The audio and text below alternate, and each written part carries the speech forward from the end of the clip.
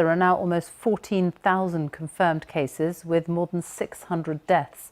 All hotels will close in Spain by next Tuesday, and the Foreign Office has urged British holidaymakers to return home before then. Our Europe correspondent Damien Grammaticus is in Madrid for us tonight. Damien.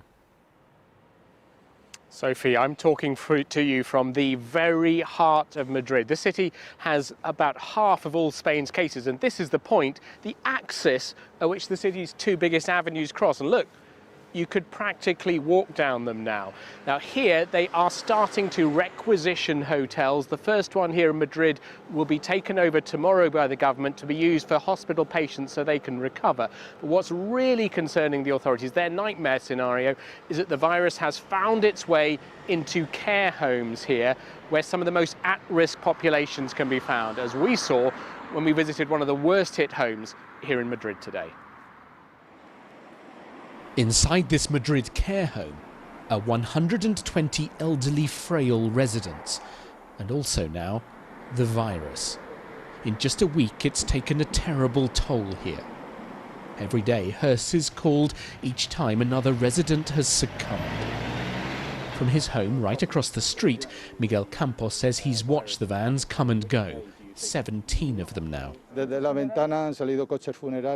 From my window I've seen them. They put the body bags inside and go directly to the crematorium. They are trying to avoid any risk of contamination. So the care home has been sealed off, relatives too not allowed inside, even as their parents or grandparents have been dying.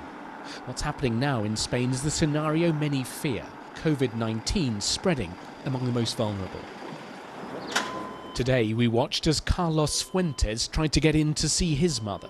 Last he'd heard, she has no symptoms. This is her, Jesusa, 89 years old, celebrating in the home last Christmas with a staff member. I couldn't get inside, he says. I don't know what is going on in there. I just want news about my mother. And when he tries to phone, it's constantly engaged. Volunteers at the care home say there's been little assistance for the staff trying to fight the virus here. We're worried because no one has yet come to sanitize this place. In the surrounding streets, people are hunkered down, part of what is now a nationwide confinement. So this is what you find now all across Spain. People shuttered inside their houses, communities that have fallen silent because everyone is now acutely conscious of the dangers posed by the virus and only venturing out if it's absolutely necessary.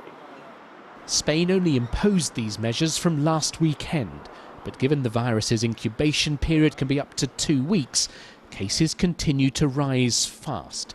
Another 2,500 confirmed today. So police are now enforcing the lockdown more vigorously.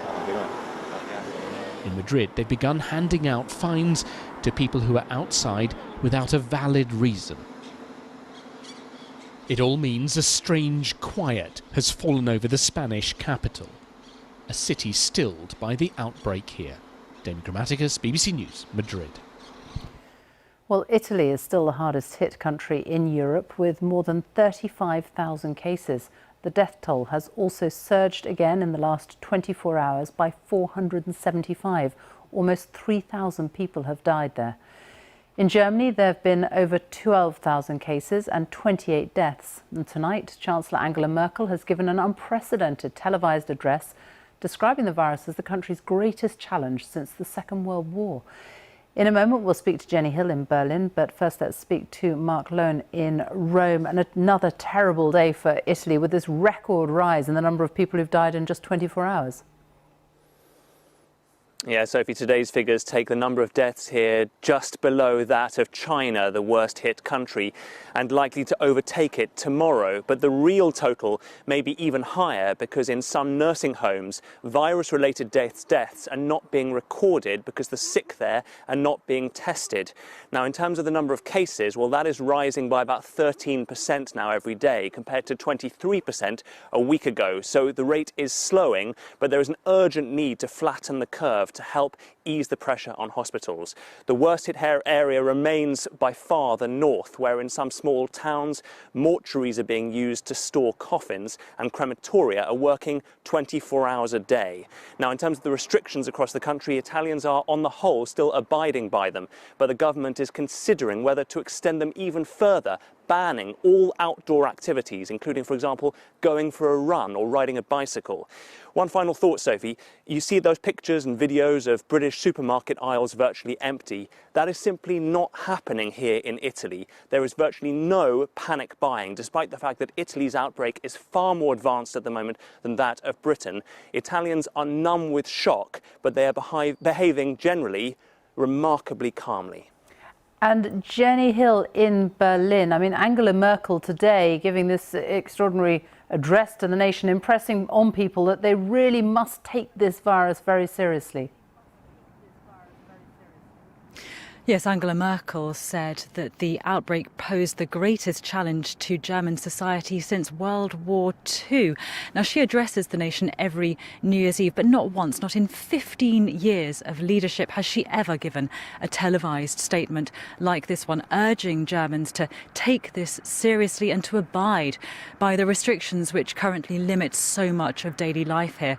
The number of cases here in the last 24 hours has risen by 30%. The health services, though arguably among the best resourced in Europe, are scrambling to prepare themselves. There was an extraordinary note today from the government urging hospitals and clinics to search their stores and their basements for equipment which might now come in handy. Economists are worrying too. Today, BMW, the latest big company to announce it's going to shut down production.